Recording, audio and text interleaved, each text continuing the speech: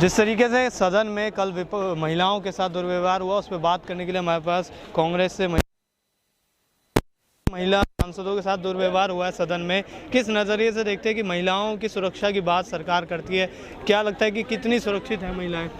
देखिए, महिलाएं तो कहीं भी सुरक्षित नहीं है, क्योंकि कहीं भी बहन बेटियां अब बिल्कुल सेफ नहीं हैं। तो हमें नहीं लगता कि सेफ हैं, क्योंकि हमारी छोटी छोटी बेटियां हैं। और ये दूसरा केस हुआ है जो एससी समाज के साथ में, वाल्मीकि समाज के, तो वो बहुत गलत हुआ है। पहले भी बेटी के साथ हुआ था और अब भी सबूत को दबाया गया है। नहीं, लेकिन जिस तरीके के लगातार बच्चियों के बलात्कार की भी घटनाएं आ रही हैं, आप लोगों को क्या लगता है कि क्या सरकार कहीं ना कहीं ढील है सरकार? जी हाँ, ये सरकार की ढील है। सरकार को फांसी का ऑर्डर कर देना चाहिए, लागू नियम। कार्रवाई नहीं करती हैं और दबाई जाती हैं। कार्यवाही करती नहीं है, सबूत मिलने के बाद भी उस केस को दबा दिया जाता है। नहीं, अभी भी आप लोगों को लगता है कि जिस तरीके से निर्भया कांड की 8 साल तक चली फास्ट ट्रैक कोर्ट, क्या ऐसी फास्ट ट्रैक कोर्ट देश को मंजूर है? सर लगता तो वैसे होना नहीं चाहिए, क्योंकि जल्दी फांसी की सजा होनी चाहिए थी।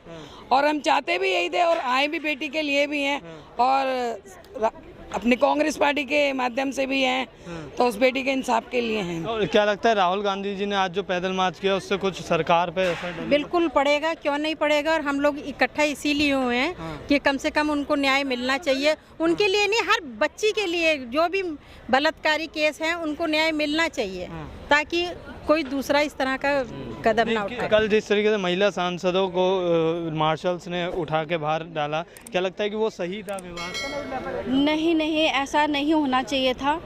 और ये जो घटनाएं हो रही हैं, जो हमारे पीएम साहब बोलते हैं कि देश के जो जिनकी सुरक्षा बनती है, एक सख्त कानून बना देना चाहिए, जो कहते हैं बेटी पढ़ाओ और बेटी पढ़ाओ बेटी बचाओ की बात करते हैं। तो यहाँ ना बेटी, पूरी महिला ही, मतलब पूरी उस पर जिसको कहते हैं 50% हमको ये भागीदारी बताते हैं, तो बिल्कुल भी हाँ सेफ नहीं है। नारी तो बिल्कुल सेफ नहीं है। तो ऐसा सख्त कानून बना देना चाहिए कि ना कि 8 साल लगे। जो पहले निर्भया कांड हुआ था, उस पर पूरी फिल्म इंडस्ट्री भी बोली थी, पूरा मीडिया बोला था, सब बोले थे, इसमें जितने भी थे, मतलब राजनीतिक सब बोले थे।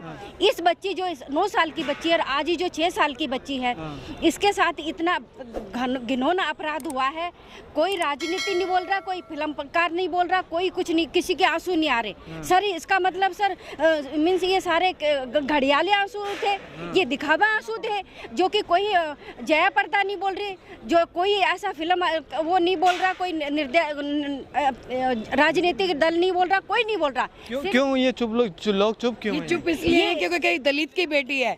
अगर और समाज से होती तो ये जरूर बोलते। और दलित की बेटी नहीं होती क्या? नहीं, हमारे जो दलितों की सोच में फर्क है। वो समझते हैं कि दलितों की बेटी नहीं है, बड़ों की बेटियां हैं। तो ज़्यादा भी हैं। अब हमारी बेटियां सेफ नहीं हैं और कहीं भी बड़ी महिलाएं भी हम सेफ नहीं हैं।